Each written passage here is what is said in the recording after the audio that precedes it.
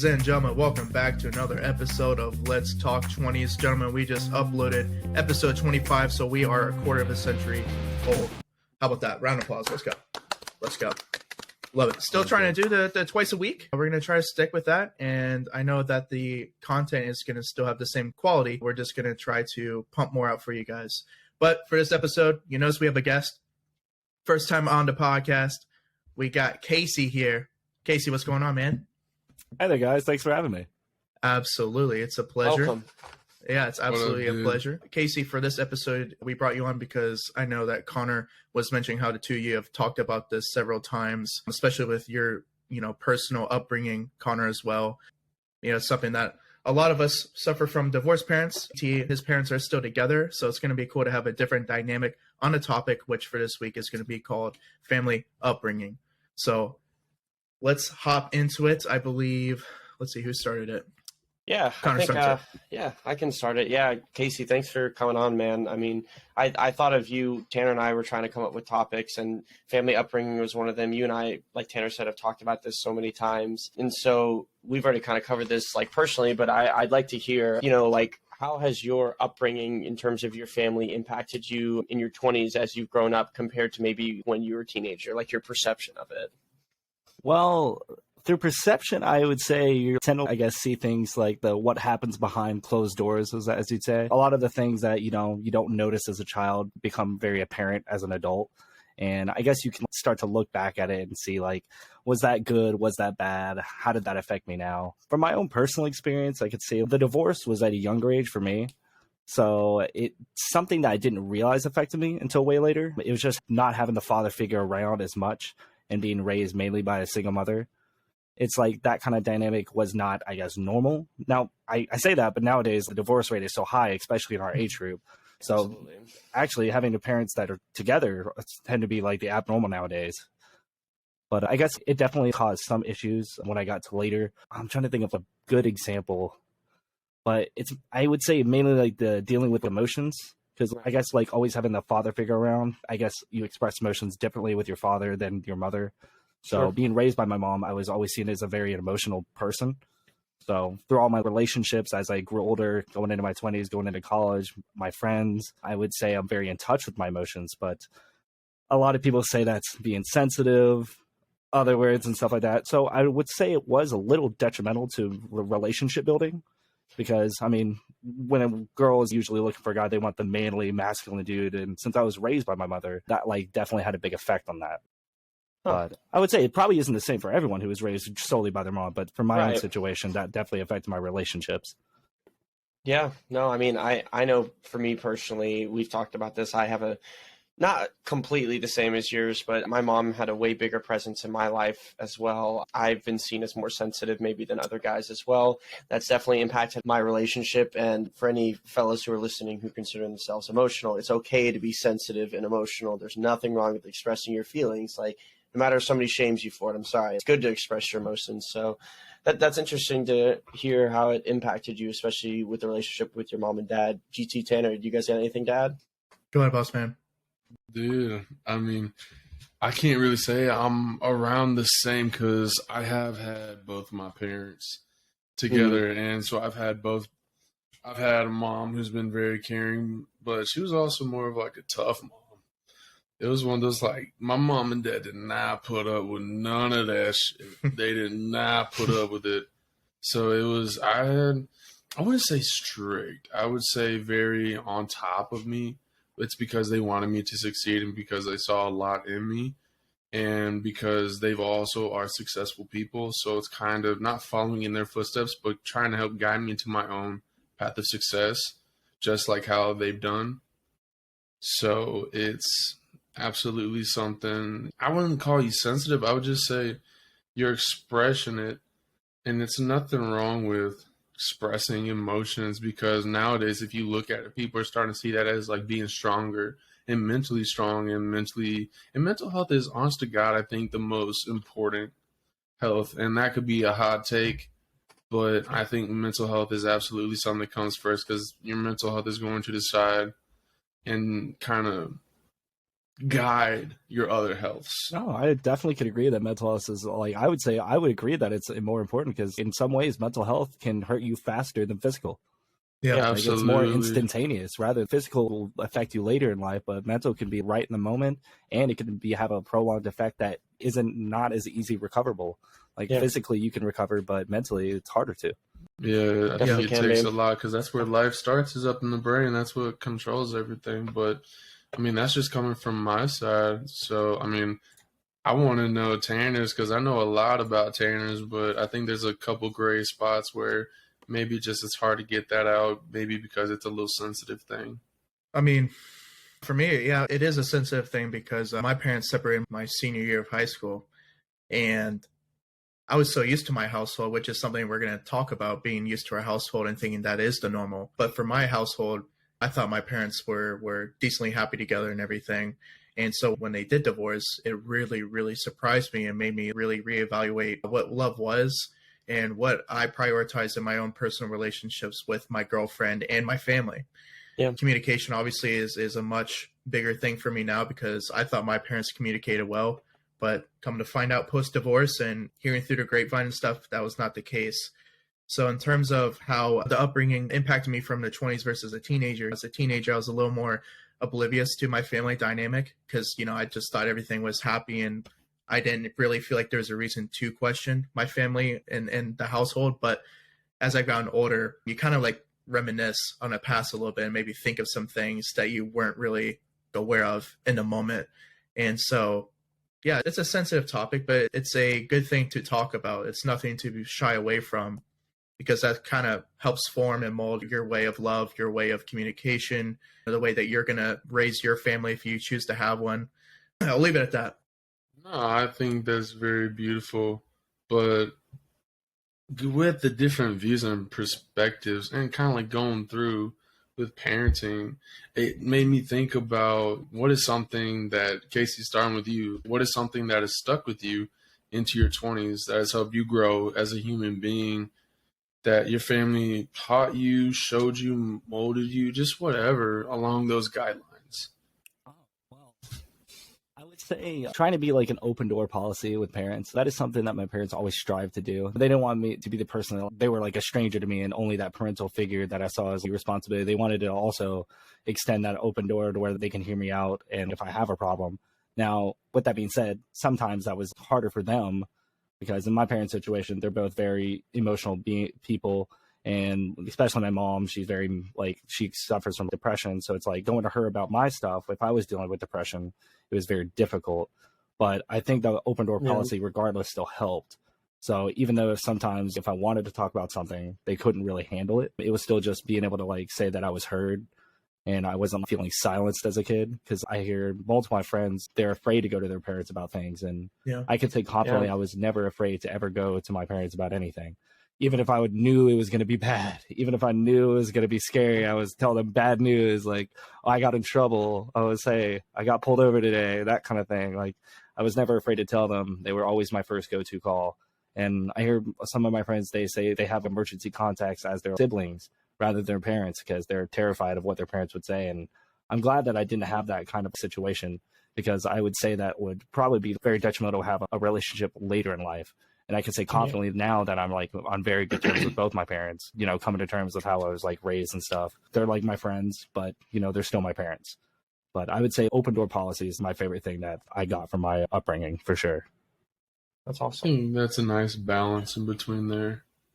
What Oh, about no, you it's guys? a tough one though. It's a tough one to balance. Yeah, it's tough because I've seen the opposite where people are too friendly and they're the cool parents. Yeah. And, yeah. The cool parents, and then they have basically no boundaries at all. Yeah, and kids go wild. Yeah. Mhm. Well, I know we'll get into that with a little later. It's finding that balance and maintaining. We're definitely going to get into that. That happens to a lot of people. I would say I have something similar with Casey, so I won't copy his answer. My mom had a really just my mom specifically. I didn't develop a good relationship with my father, I would say, like a really good one until I was in my 20s or like late teens after I graduated high school. But I would say one thing that my mom definitely taught me that I strive to do with people now is to learn to develop empathy for people and to put myself in other people's shoes, which I consider myself really good at. She always, probably to her detriment, made anything that was going on in our lives about us. I mean, she put so much thought and care into making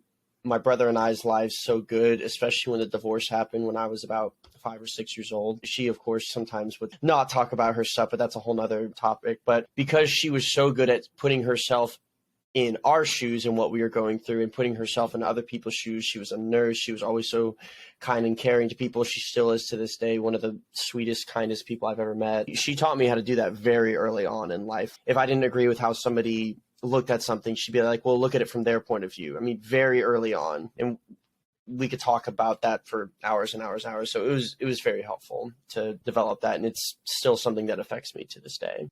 Dana? What about you, big man? Several things, man. But the main thing for me is probably learning to adapt and learning that it's okay to not be okay. Are two things into one. You know, like you guys know how much I moved. Casey doesn't, but I moved 12 times before college. I love the way you said that. I would say, by the way, it's okay not to be okay. I love that, by the way. I appreciate that. Yeah. You know, moving 12 times before college and stuff like You said 12? So, yeah, 12 I'm times. sorry. Man. I had to be like, ask, dude. you said 12? Yeah, 12 man. times, He's man. been all over God. the place. Mr. Yeah, Worldwide over here. You have the record, man. I thought I had my friends, like, I'd helped them move like 8 times, but I've never heard over 10.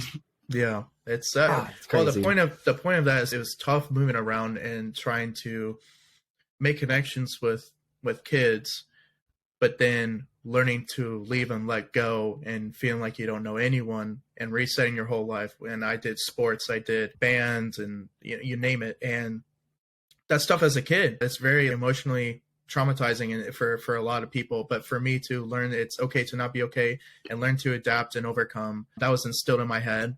And then with other life stuff like GT and Connor, with my dad's situation, you know, it's just like one of those things where my parents were both very vulnerable and they're openly vulnerable around my sister and I. And so they were emotional in a way to show us that it's okay to be weak, but you can rebound from it and you have to. There's no other choice. It's either you do or you don't. So that's a life lesson that, I mean, it's more than just specific situations. That's something that you'll carry on for the rest of your life. So that's probably the biggest thing that I took away from my parents. Mine's going to be a little different, but it's along the same lines as Tanner. I feel like it's 2 versus 2 kind of on this one, because growing up, my dad came from rough. My dad grew up poor, like I mean poor. Mm-hmm. But my mom grew up with more privileged. I would like to say, I'm not going to start putting that R word out there, but my mom grew up very privileged, but had a very strict dad and mom. I have 2 very tough parents that it was adapt, and you got to be tough while also adapting, because you're going to go through a lot in life. Yeah. And life's going to throw you so many obstacles you didn't even think were coming that you couldn't have guessed in a million years. But guess what? You got to stay tough no matter what happens. They would tell me God's going to throw his hardest challenges at his strongest warriors. And that's so true. Yeah, so I guess, how many siblings do y'all have? Like, I'm not really sure, because I know Connor, I know your family dynamic. I know you have a brother and 2 brothers, sorry. But like, do y'all have older siblings, younger siblings? Younger siblings for you? Yeah, I got 3. I got 3 sisters. 3 sisters? Are you the oldest or youngest? Well, Oldest. he's got 1 direct. He's got 3 now, 2 younger step. Yeah. Right? Yeah, 2 younger step ones. Gotcha. The reason I ask is because you have siblings, you tend to have these dynamics and stuff where you have the role to play. Like when you're an older sibling, you're usually the person you have to look out for your younger siblings. And or in a household, like, you know, the mother is the person you go to when you want to talk about your relationship problems, or you go to your dad if you want to learn about your car, you know, very stereotypical but traditional household stuff. Did y'all ever experience anything that was you would consider untraditional? Something that maybe you didn't notice until later into your 20s that you thought was a normal thing in your household, like, oh, I learned this from my mom, I learned this from my dad? Or did you have a dynamic where you had to take charge as the responsible sibling, or basically a different dynamic than what you would consider traditional? I would say personally, well, first, I'm the oldest of 3. But mine's kind of weird because I don't know y'all's age gaps, but it was me. I'm the oldest, and then I have my little brother who's high-functioning autistic. He's about close to almost 2 years younger than me. So, and I have to take charge of that. And while I wasn't the best big brother for him when we were younger, I've grown to take care of him because, like, that's my brother. I take that partially on me that I wasn't as nice and kind to him when I should have, because that's my little brother. Like, that's my duty and my role. And that's something that I deeply regret. But the age gap is between, so I was 11 and a half. My little sister was born. So it's a big age gap because that puts about my brother at about 10, 9.5 or something. So we're just way different, but we have to take care of her, and my brother and her, that's all day long is butt heads. And I'm not at the house, so I can't do nothing. I can't do a whole lot, only when I come over. But I would say, to answer your question more directly before Tanner gets up on me about it, I would say just try to be there more. I need to be there more for them. Just because we have a big age gap, and I also have a little brother who's high functioning autistic, is to be more patient instead of rough and tough on my little brother. No, I would say that it is very tough to grow up with that. And I would say it's actually very coincidental. I didn't know this about you, but I would say my older brother also is a high functioning autistic. And I would say him being the older brother, it was difficult for me because I was the youngest of 4, but I had a lot more responsibility because I was expected to basically watch out for my older brother. And it was very, I guess like not traditional because reverse. I mean, just kind of reverse. So in a way, he was like kind of like my younger brother, but he didn't like that because he knew he was the older brother, and it was very hard for him because I would try and help him and he didn't want it. And so it was difficult. I actually come from a very similar situation where I kind of do regret how I was as a brother when I was younger. And it took me years later to realize the things I was doing was just not good, and I could have been a better brother to him. So it's tough, man. And it's tough to deal with, but the only thing is acknowledging that you could do better, doing Make better up in the for process. it now. Exactly. Yeah, man. Yeah, Absolutely. that takes another level of patience, love, man. With a sibling with mental or physical disorder or disability in general, and a similar way, just moving around so much. A lot of times, the only friends that my sister and I had were each other. And I feel like if we stayed in one place like you guys, Connor and GT, it's your best friends with your siblings in some ways, but also you're so used to actually having your friends and solid friend groups that they weren't like so involved in everything that you did. You kind of had your own separate lives, but lived in the same house.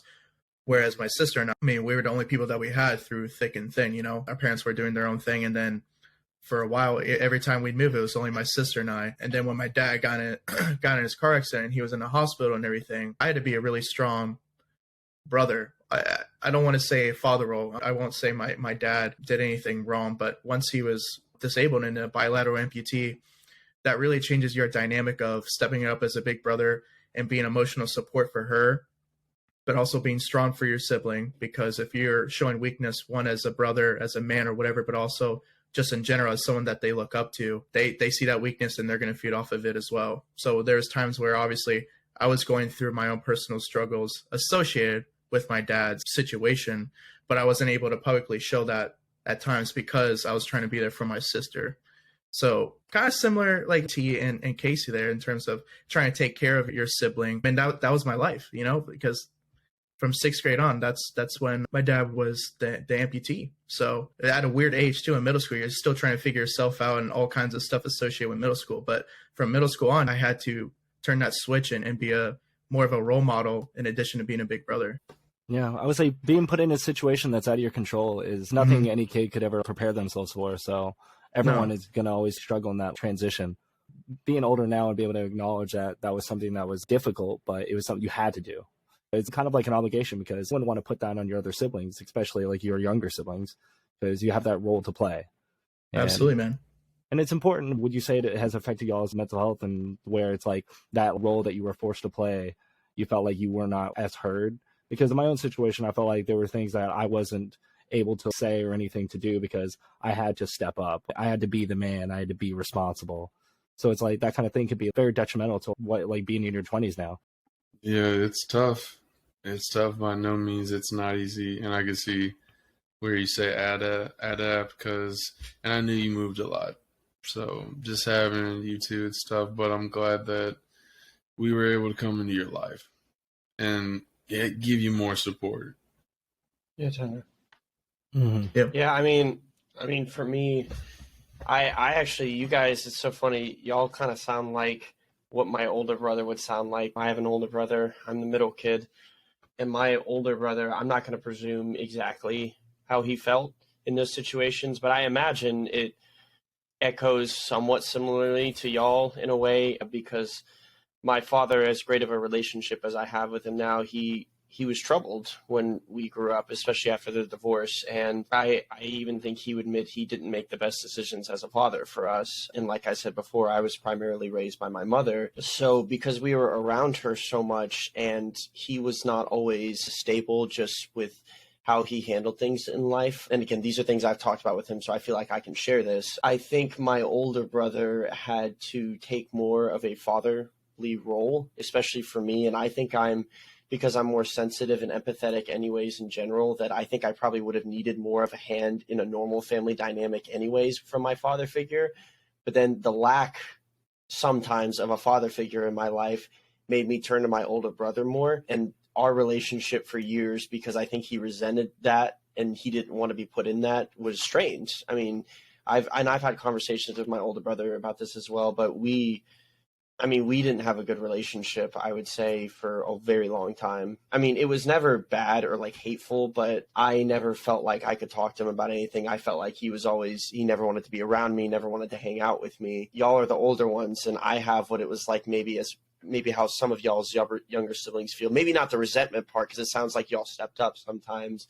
But I knew that for me, I have a younger brother as well. So because of my lack of relationship, maybe with my older brother, I went overboard for my younger brother to have a relationship with him. So my younger brother and I are incredibly close because I knew how I felt with my older brother, and I didn't want him to feel like that at all, kind of like you guys. So I have like it's weird. I feel like I'm in the middle. Like sometimes I know what it's like to be an older brother, but I also know what it's like. I feel both sides, and it's a weird push and pull of being in the middle where I stepped up for my little brother, but I felt like I didn't always have somebody to step up enough for me. It was abnormal maybe because of how my father was at times and how the whole divorce affected our family, I would say.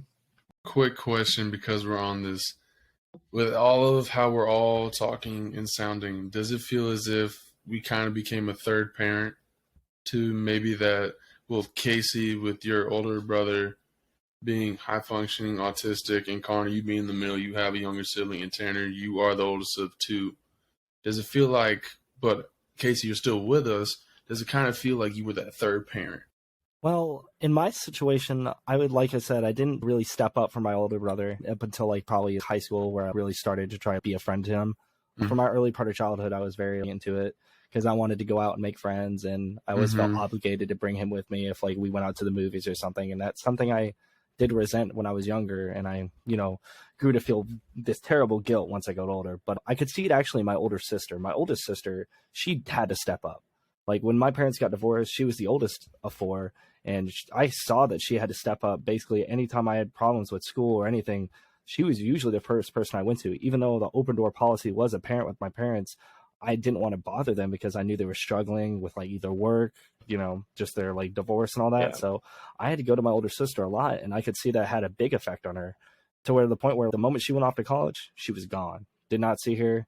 She was gone. She left, and she was gone for 9 years before I saw her again. Yeah. That's another story. That can definitely have a big effect when you're like pushed into that basically third parent role. I know that can have a big effect because like I resented my sister for doing that for a while, but after growing older, coming to terms with what she had to deal with, basically, it made me realize like what she had to deal with was tough. She was forced into a position that was not fair for a child to be that like third parent. It's not fair, but sometimes you got to deal with the cards that you're dealt. But she didn't want to deal with it, and she left for a while. But she came back recently, so. Yeah, I mean, I'll just speak briefly because I know Tanner wants to say something. In getting older and realizing how my family dynamic has impacted me and how it can impact everybody, I see my older brother's side more. How he was forced to take more responsibility in a situation that he didn't ask for. And a lot of times that's what happens in your family situation. You don't ask for your dynamic. You don't ask for the events that impact your childhood, but they just happen because that's what happens in life. You can't change the fact that they happen. The only thing you can do is change the effects, like how it impacts you. And as you get older, you have to come to terms with those things, because if you don't, I mean, you have to grow up with resentment, anxiety, fear, anger, whatever, you know? So as I've gotten older, as somebody who also understands the older parent thing too, Casey, or the older sibling kind of third parent thing, I get what you're saying with that. It's a tough position to be in, for sure. Mm-hmm. I really want to know how you felt. Did you feel like a third parent? Was it? I wouldn't even say third parent. It was more so just being, like I said, it was more so being a role model. Sure, I was helping my sister, guiding her and correcting her like a parent would, but it was more so me setting the example for her, and more so being like, hey, it's going to be okay. Look at what I'm doing.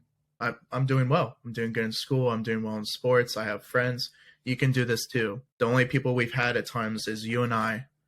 And if I'm getting out of this, you can too when you're at my age or even where you are in life right now. So it wasn't really a parental role. It was more so being a big role model, which I think there is a difference, but I feel like that was the approach I took, just to be a little more empathetic and emotional, to tailor towards her being a girl, an emotional girl. On top of that, she's still a crazy bitch, but especially back then. We interrupt this episode with a word from our sponsor. Thank you, sponsor. I know the sponsor just played, so thank you. Hopefully some people get some help out of it. Thank you. Help. Ha, see what I did there? Help. No, but BetterHelp.com. maybe a little better Let's help. talk Funny. 20s. Oh, No, but Casey, I'm curious about this as well. You kind of touched on it with each of your siblings, and I know you have a twin as well, so you could maybe touch on how Kylie has responded. But people, you guys can maybe see yourselves as in similar situations, like GT and Tanner specifically, but even Casey with having to play an older sibling role, me as well. But we always react differently to it, you know, and not just us, like other people in these situations, they might be more adverse to it than us, or they might be more empathetic to their siblings. Why do you think some people want to do exactly what their parents did, or they want to do the opposite, or they just react different to how their parents raised them or what their family upbringing is? Casey, I'm curious what you think. Well, when I see people who strive to want to be like their parents, it's because usually their parents, they come from a healthy household. They have something to model their life after, something that could be seen as very positive. In my own situation, there are plenty of positives about my parents and the way they raised me, because they raised me to be who I am now. And I consider myself a great person. I can see the good things and the bad things, but like, there's plenty of bad things. So it's like, I do want to be different than my parents. I do want to do things drastically different. I think a big part of it is maintaining that parental border. I don't want to be my kid's best friend. Like, I think that was something that my mom did. And once the divorce and everything happened, she was really wanted to be our friend. She always said we could do what we want kind of thing. She was the cool mom. Like, my friends came to my house to do anything regardless. I participated in a lot of things that people wouldn't be okay with. And it was under the impression that she had the idea that I don't want you doing that with random people. I don't want you doing that where it could be dangerous. She wanted me to be safe in the house kind of thing. And that's something I think I would drastically change that. It had good parts about it too, because, you know, it keeps a kid from going out to the streets, you know, trying something dumb with random people and something like that. I think that kind of aspect had a negative impact on my life. But I've seen other situations where it's like affected people very well because they can trust their parents with anything.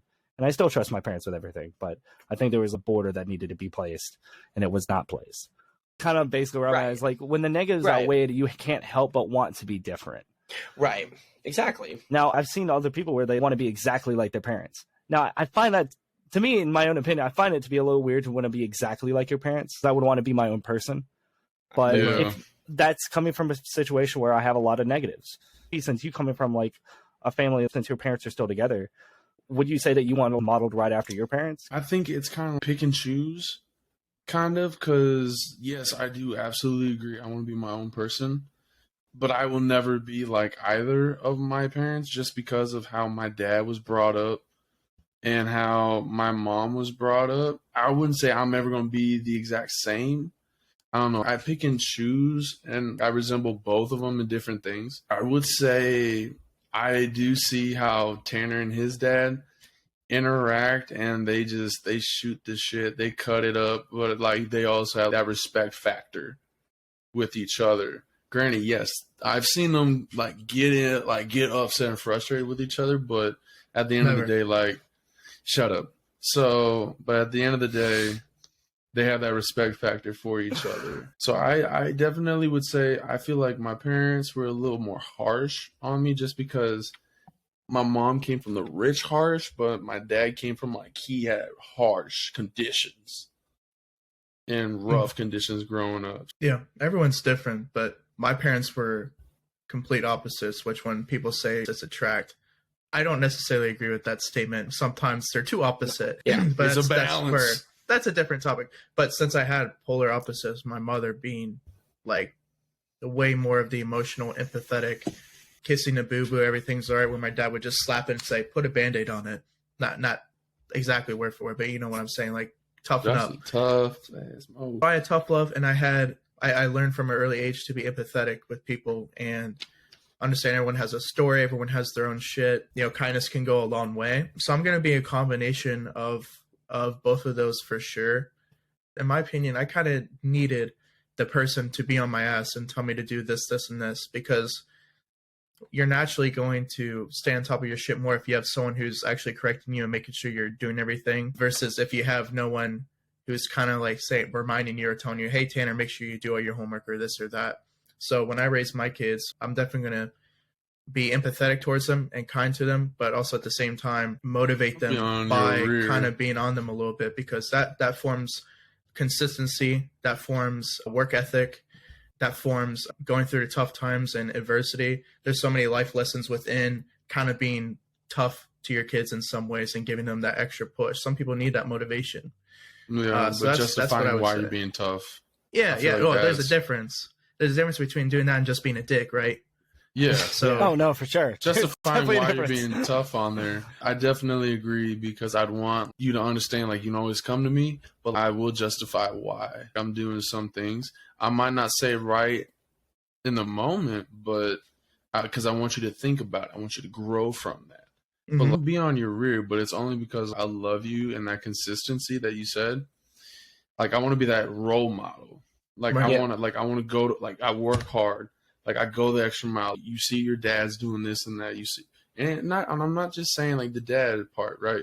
Because sometimes, you know, some people's situation is different, and I'm also empathetic to that, and I can be there, you know, for my buddies and all that. I just want to be a good role model and be like, hey, your dad works hard. Like, I want you to learn and see it in that way. It's from a young age. I don't want to give them a fake image. I want them to be like, this is really who I am. And I want them to like learn and grow with that in their Connor, own did you answer? way. I agree with everything y'all have said. I pretty much want to be, you know, I have a great relationship with my dad now, but I pretty much want to be the opposite of what he was in a way. Like, and I want to be what my mom was, but a role model, like GT said, somebody that my kids can look up to. And I'm good friends with my parents now, I would say, but I want to have that boundary too. Like, I understand that boundary, Casey. I have that with my mom. I'm starting to develop it with my dad more, but I want that the whole time, as much as you can. Yeah, obviously. see, mine was the opposite. Mine was the opposite. Right. Where it's I know like, yours is had, opposite. had it with mom, but I was like, I had the boundary with my dad, but I didn't have it with my mom. So yeah, I knew you could relate with that, because like, yes, I felt like even you're though like with they're your reversed. dad's dynamic. Yeah, and I mean, so I agree with everything y'all have said, and I think this kind of stuff just develops. I mean, there's multiple reasons. We've already touched on your personality. That's obviously probably the biggest factor. Whatever your personality is going to be a huge indication of how you're going to approach this. Your family upbringing, you know, if it's positive or negative. But I also think that, and I invite people to read about this and maybe take a quiz on this. I also think whatever attachment style you develop as a result of your family upbringing is very important. There's 4 different attachment styles. I invite people to take the quiz to see what their attachment style is. I know for a fact, like, mine is an anxious attachment style with how I form relationships. And I know that has definitely impacted how I approach my friendships, my relationships, how I'm going to approach my kids. Like, I know I'm going to think I'm going to make a lot of mistakes, but I can't do that. I can't approach it like that, but I know that's one of my attachment style is, you know, and it's I'm coming with more psychology things. Sorry, but As your friend, I can definitely vouch that yes, he is a very anxious person. I am.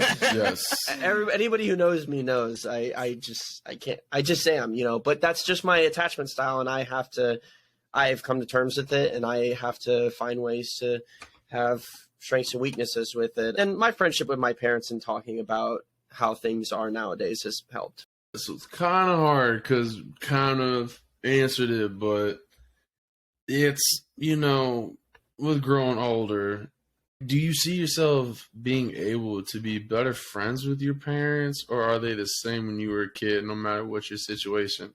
And I've kind of heard already, like Casey's, Connor's, Tanner's, I haven't really heard. So I'd like to start off with Tanner because I feel like I'm getting this general, and it's not me trying to knock you guys out of this question. I feel like we've heard it, but the interesting thing about growing up is also realizing that your parents are getting older too, and to realize that they were our age once and just lost young adults who, got jobs, started a family and everything, and they're trying to figure their shit out too, and they're evolving over time too. And so the interesting thing about with my parents is as I've gotten older and reflected on my childhood and everything that my family, even though they're divorced now, everything that my sister, myself, my mom and dad, the four of us went through is one of the most chaotic and adventurous upbringings that I've heard. And I've heard plenty of stories from people. But sitting back and reflecting on all of that and realizing all the shit we come through helps you bring yourself closer to those people. And so as I've gotten an adult and kind of matured and reflected on everything, my parents too have, matured and reflected on everything that happened. And I definitely have gotten closer with them through it. And it's interesting how sometimes time heals and you kind of grow closer with people as, let's say, a traumatic event or even a great event happened in the past. As time passes, sometimes it even strengthens the bond. And that's the case with my parents. So I've definitely become better friends with my parents. And they've done a great job as I've gone on to become my own adult. They've learned to kind of let go of me in a way, keep me at arm's reach, and become more of a mentor and friend rather than a parent who's still kind of controlling aspects of my life. So they're still giving me guidance, right? They're still telling me this is right, this is wrong, here's what I would do. But they're not telling me this is what you need to do, this is your only option, or I'm going to tell you what to do, and this is what it is. So it's been cool because I've been maturing and I'm like, I found myself in, I've done this and this over the last few years, but so have our parents. They've had to evolve too as we've gone older and matured as well. They've had to learn to adapt from being a parent of their child to be more of a mentor and friend, and kind of taking a step back and letting that kid figure out life itself. Yeah. So that's my long-winded answer. I apologize. Dude, to be quite, I agree. I think for me, it was my parents. Yeah, they definitely took care of me. They made sure I was okay, but they always kind of kept me close, and they didn't let me learn from my mistakes because I was held to such a high standard. It was like, you need to do it like so good. You need to do it like this, which, I understand like what they want, but I feel like I wasn't able to learn as much as early as other people. And that's why I've learned these lessons later on in life.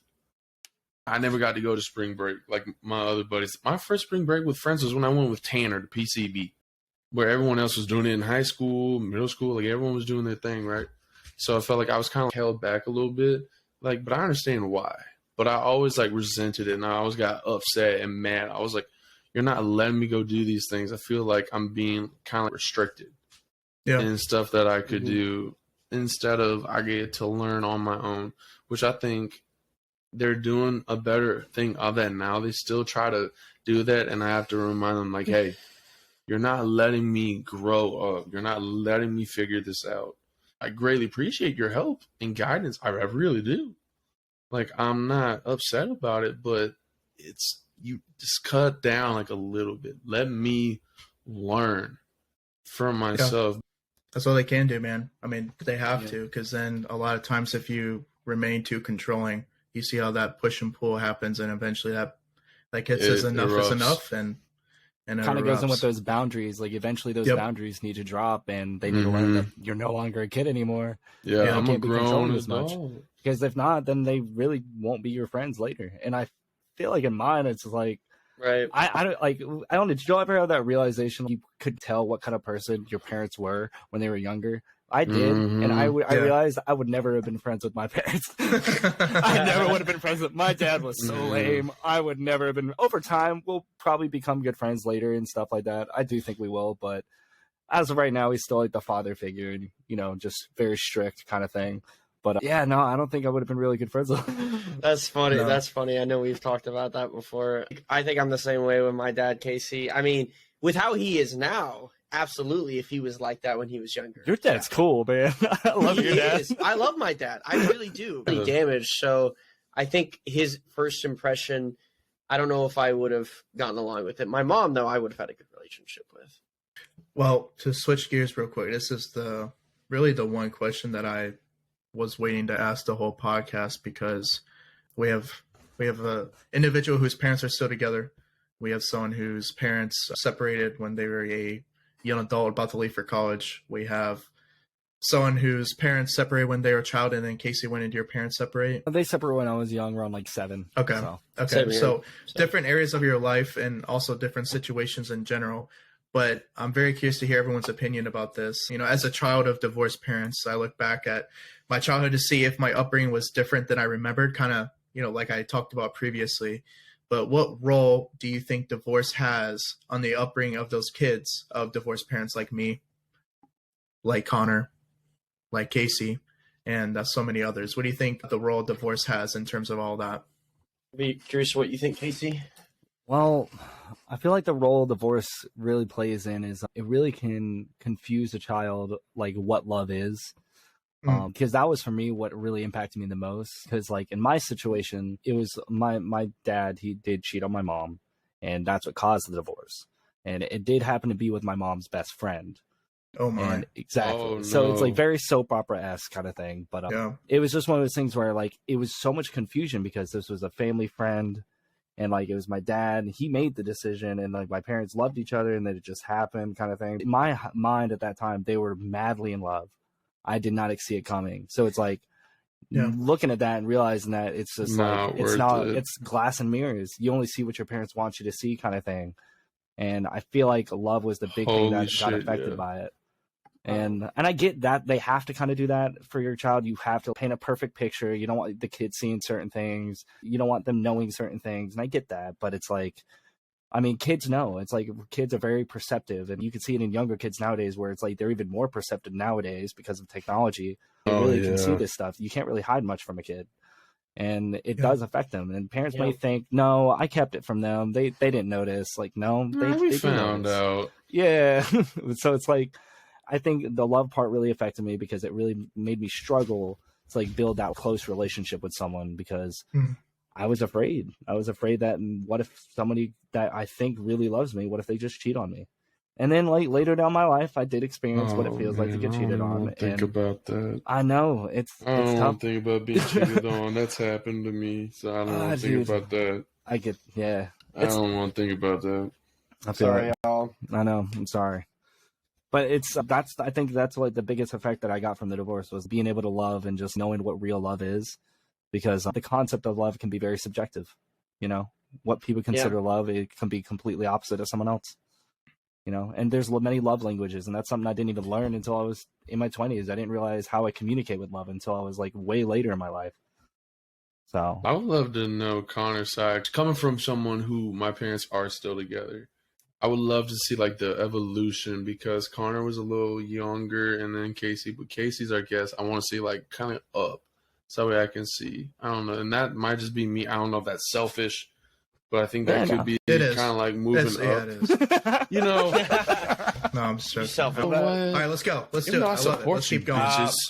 But I mean, I have I can't say much more adding on to Casey. That was really greatly summarized, dude. I had the same exact thing. I mean, not my dad cheating on my mom. I was about to funnily say enough, they kind of cheated on each other, but my dad was more upset about it, even though he cheated on more. I still am fuzzy on the details. It's weird, but the point is that it was so personal, their divorce, and filled with so much like anger and hatred, really, from my father, that I saw like how it affected my mom and how much she felt like she had to shoulder the burden of it all, of being a mom and just being there for us and not letting it affect us, even though of course it did affect us. And of course we saw how it affected her, just like you said, where we weren't blind.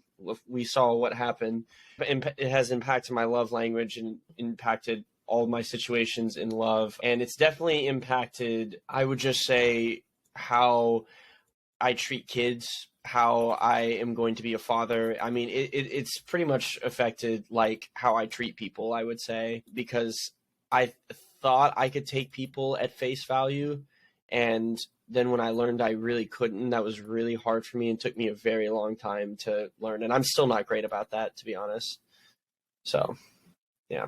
Tanner, I'm curious about you because you have a later divorce experience and you had this stable household for a very long time. It's such a late, right before you head off on your own to figure out your own stuff, to see something like that. It's a curious time. Yeah, Connor and Casey's responses both really touched home because, you know, you grow up your whole life with this family dynamic that I knew my family wasn't perfect. I mean, shit, my dad doesn't have any legs and I moved 12 times, you know, like, go ahead. Connor, you can crack a smile. It's okay. I mean, I'm sorry, but the way you said it, come on. Am I wrong? God damn it. Such Am I wrong? No, we're not assholes. Dude. So, I had to hold back. Tanner, look, Fuck. I had a serious face. I didn't laugh. Nah, I support it's all right. you. It's all right. I like He sprinkling did it it in. on Dicks. purpose, yeah. I did. GT. I did do it on purpose. GT's a better person than us. That's right. What I'm kidding. The whole dynamic of this is my family and we're all good, and then that to drastically change and flip your world upside down. I was so close to my family because everything that we had to go through and moving and this and that. And so, yeah, talk about love. And then what was really interesting is my mom moved on way faster than my dad. You know, my mom was actually remarried within a year and a half of my parents' divorce with my current stepdad. And that was so weird. I'm not gonna that's lie. another From the curveball. outside part. Yeah, well, that was another curveball for me that I would not have expected if you told me that a few years prior to all that. Reevaluating what love is, how could something that was, you know, 20 years of a relationship seem like it really wasn't that special if my mom remarried in a year and a half? And that's something that I struggled and held against my mom for a little while, but everyone heals differently. And my mom, I felt like at some point was truly in love with my dad. And I know my mom is truly in love with my stepdad. And sometimes things just don't work out. Yeah. But that, and then like you guys said, I felt and do feel timid and kind of hold back a little bit in my relationships of opening up myself fully, because then I feel like this person can hurt me still.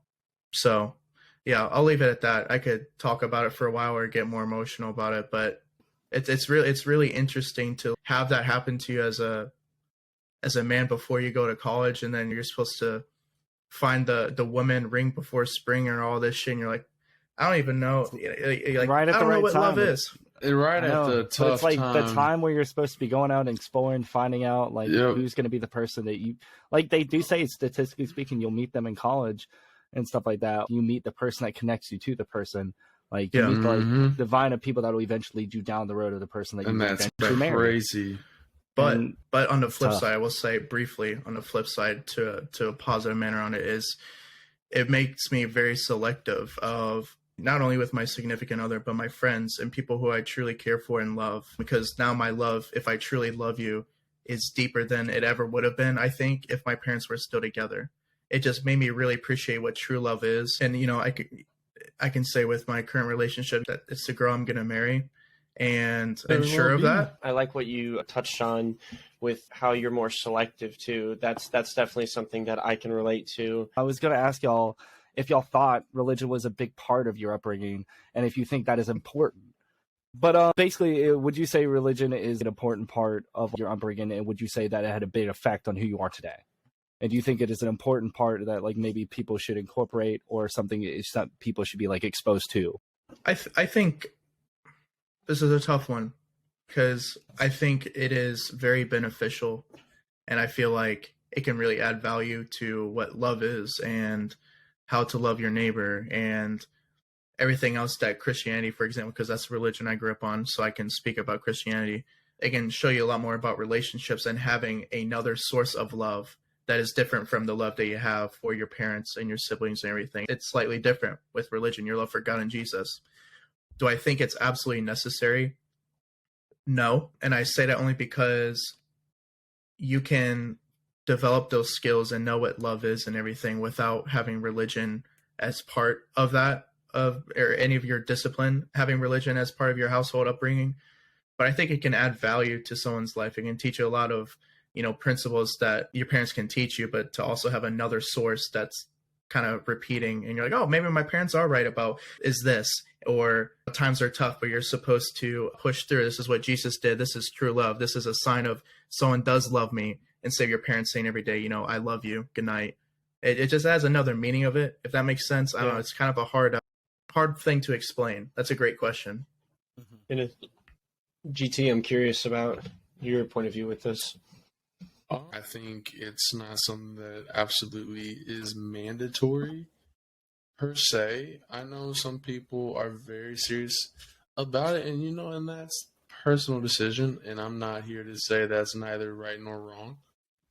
But I would say for me personally, it does help, and I do agree with Tanner, because it's another source of love, and it's something that we can look at and something that we grow up learning about, and we get to see all the little things, because there's a lot of stories within the Bible and lots of things throughout service that we learn, that when you really start to learn, like listen and learn, I think you really get surprised. And that could be with whatever religion it is. I think there's definitely stories, no matter what religion you grow up. I do say, for me, I will say it's all personal judgment and personal opinion, but I would say for me, it does help.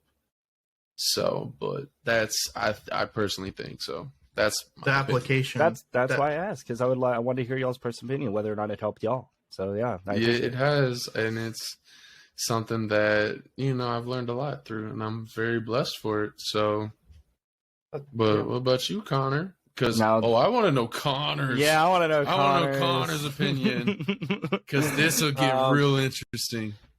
I mean, I teased on it. If you had asked me when I was like 18, I was adverse to religion. I'll just be honest with you. I've realized what it was now, but back then I thought religion, basically my mom and dad's side of the family, we could go into a whole episode about religious upbringing, and maybe we should in the future, but I'll just say my whole mom and dad's side was split because of religion. So it really fucked with my perception of what relationships were. And it, on the outside, because of religion, the relationship was this, but then when the religious connection was fractured, the relationship was nothing. And then that just confused me, because I was like, well, what about everything besides the religion? Was there not love left, And so I like y'all's answers, because that's where I'm at now, funnily enough. I will say that I think the main thing that it's impacted, at least in terms of my kids, is that I'm going to be very open with when I expose them to religion. I'm not going to force them, but I'm going to try to expose them to a lot of different philosophies and a lot of different things so that they can choose as they get older. I'm not when they're super young, when they start to develop more of a mind for that kind of thing. But it definitely, for a long time, I was very adverse to it. And it was hard for me to understand why people would do that, like get together solely for that reason. But, as I've gotten older, I mean, love is love. Love is different for everyone. And I can't put myself, or I can't take away from other people's perspectives. If that's something that works for them and strengthens their bond, well, that's awesome. And that's amazing. And it should strengthen their bond. And so I'm way more open, like I told you guys in the resolution episode, to my own relationship with religion and how it can maybe positively benefit me in my own relationships at this point. So yeah, that's pretty much. Thank you. I would say I like everyone's answer, because I that's kind of what I was expecting. A lot of people want to say that you can get something out of it. There's always good that can come from it. It's not necessary. And I have seen people who've grown in like an atheist household, who their parents were atheists. They were shown religion though.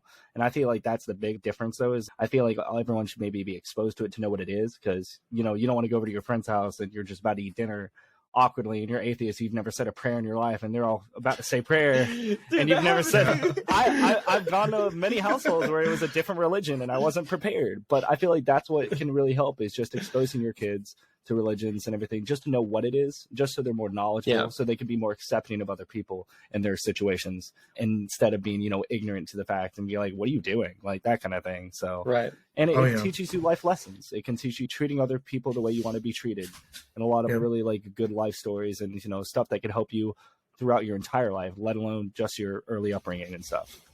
Yeah. Think about it. We're 10 societies like you got to live on your own, figure out your own self, your foundation for later on in life, especially when religion comes in. Who's the ones that go to church? So I think that's a very interesting way how you put that. But kind of switching gears, I have a very curious question that's kind of on my mind. Some people kind of grade different religions, but going into a different route, like why do you think people tend to grade how different parents parent their kids when they maybe some of them haven't even had kids of their own? Like, have you noticed that? Like, as we get older, we start to grade others. Like, that was a bad parenting decision. That's not even our kid. We don't even know the situation. I mean, ooh, I'm saying I'm guilty of it, because I see these parents giving their kids a tablet, like a 4-year-old with a tablet at a table watching their TV show.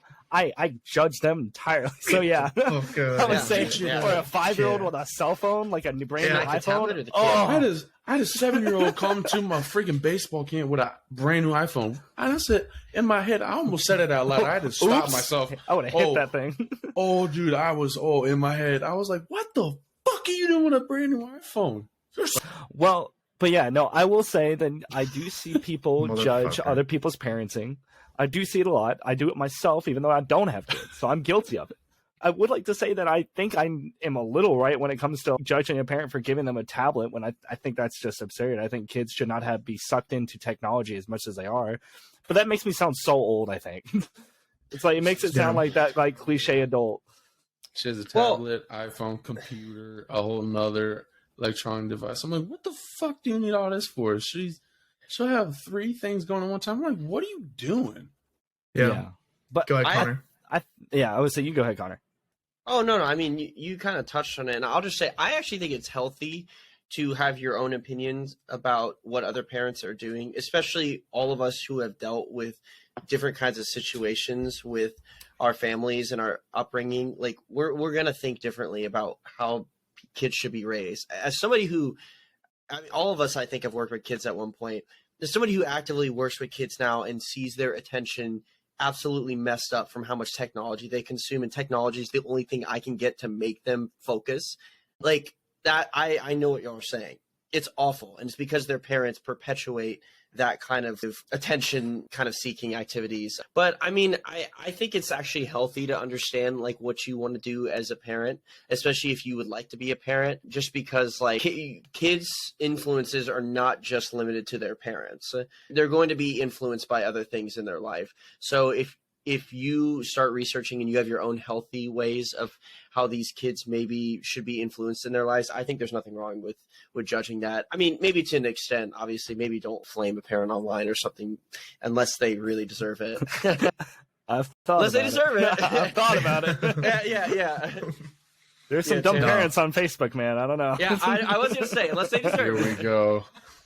Yeah, it's an unfortunate thing too, because you're watching from afar and you can see how, like you said, that the kid's attention seeking, or he's not clearly getting or she is not getting the clear attention that they need as a child, right? You look up to your parents and your family, like you want to play fort with them or go outside with your friends and shit. And if the kid is not getting that can cause all kinds of problems as the person gets older, social disorders, you name it, anxiety, everything, all the above.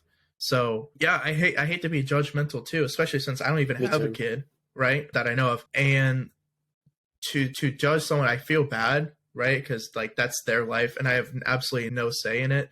I agree. But yeah, like you said, Connor, in a way, you're also kind of critiquing them to know what you do and do not want to do as a parent when you are one.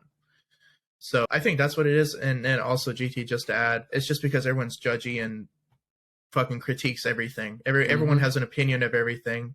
And why not It's critique parenting human. too? Yeah, it's human. right. It's human to critique. It's human right. It is human, yeah. You have your right to your own opinions. Just gotta That's find correct. a balance. Yeah, Just don't you start gotta- blurring some of these opinions out. Might get you in trouble a little bit. That's right. sometimes, Oh, I but- have so many. I know. Oh, you do. we got a very opinionated person up in this.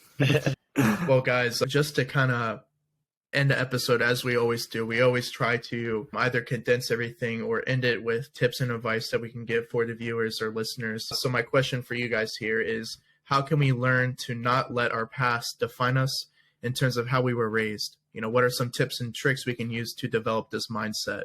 And Casey, since you are the guest, I would like you to start, and then Connor and GT to follow. Oh, I've always liked this one. I would say, consider yourself a giant stone. You'll eventually be sculpted to a statue. You just got to chisel away and everything. That's what I've always been told. Just chisel away. Shit. Never heard that. Because That's really cool, though. I like it because Oh, eventually shit. you'll become the thing that you want, the thing that's inside. I Yeah. like it. It's cheesy, but it's true because Yeah. the things that are blocking you, you could chip away all those negative things. You could chip away all you want, but you would say, regardless, there is a statue there. It's going to be harder to see it. But over time and everything, through learning, through all those mistakes, learning through all the things that your parents did and the things that maybe you didn't agree with, but it's acknowledging them and being knowledgeable that they were not okay, but knowing that Yeah. you are okay. And it's like you said earlier, it's okay to not be okay. Yes, If sir. you don't That's put what- that as the IG rule, I swear to gonna God, say, I'm that's- gonna be that's- upset. There are two moments that Casey. There's multiple moments that Casey had, but that was good job. That was a great quote, Casey. That was How very the good, fuck Casey. do I follow that shit? Don't know up? what that was from, actually. I can't remember it, but Yeah, so I Baz. can't direct quote it. From the sorry. brain of Casey Heslin. I mean, Hey, that's an I can't OG. follow that up too much, honestly. I would just say the one thing that I can think of for maybe people who have had tough upbringings or who have maybe been hard on themselves or hard on their parents, and I'm not assuming exactly what you've been through. Some people have obviously had it really hard, and it would be hard to practice this, but forgiveness. Maybe forgiveness for how you acted as a sibling, forgiveness for how you acted as a son.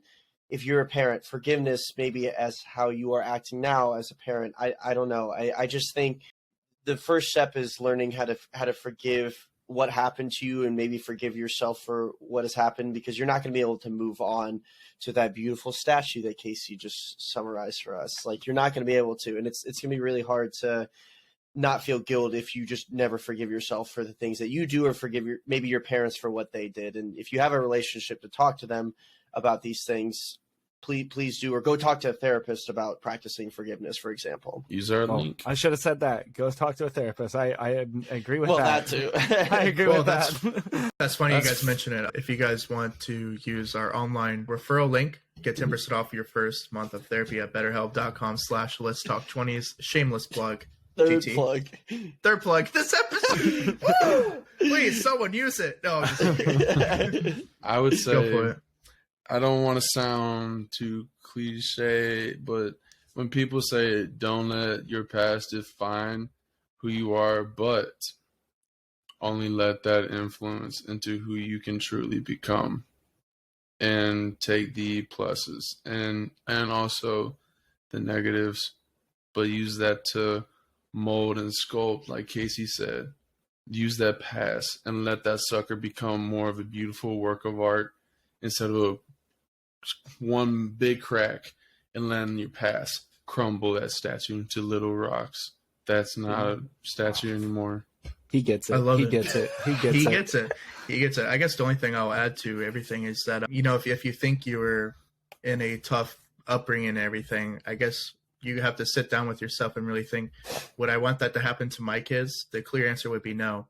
So your job now is to do everything in your power to provide your children with an upbringing that was not as filled with as much hate and distaste that you were in. So if you were in a tough situation, do you want that to happen to your kids? No. Try to do everything in your power to not provide that same upbringing for your children. And it's all about love. You got to love yourself. Like Connor said, you got to forgive those people who possibly produced trauma, or you had disagreements with your parents and you resented them. But now as you get older, you realize that they were just trying to do what was best for you. And sometimes they told you things you needed to hear, not what you wanted to hear. So Casey, I just want to say thank you for being on this episode, bro. This topic itself is definitely one of the most personal ones we've had thus far. and I really appreciate your openness and depth to all the answers. It was really great Thank having you, you on. man. We Thank really you so much do for having me. appreciate it. Oh, and I did want to add in, I would say, for in case parents are also watching or anything, if they Yes. listen, I would say listen to your kids.